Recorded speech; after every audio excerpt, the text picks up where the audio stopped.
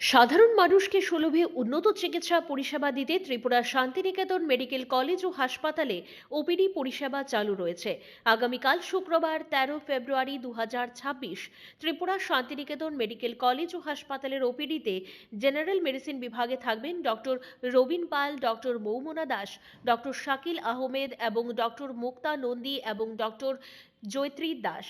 Orthopaedics বিভাগে থাকবেন doctor Nabarun Debnath.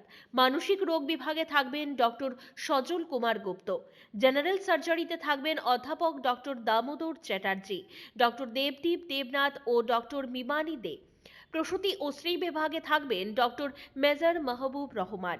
শিশু বিভাগে থাকবেন অধ্যাপক doctor Tapas Ghosh, doctor Amitabh Chakraborty, doctor অনুভব ঘোষ, ডক্টর স্বপ্না সিনহা এবং নীলাঞ্জন মজুমদার।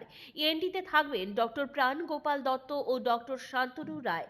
চক্ষু বিভাগে থাকবেন ডক্টর প্রণবেন্দু বর্মন। ডেন্টাল বিভাগে থাকবেন ডক্টর জয়শ্রী মজুমদার। ফিজিওথেরাপিতে থাকবেন অরিন্দম বিশ্বাস এবং স্লিমা সাহা। আপনার স্বাস্থ্য আমাদের দায়িত্ব।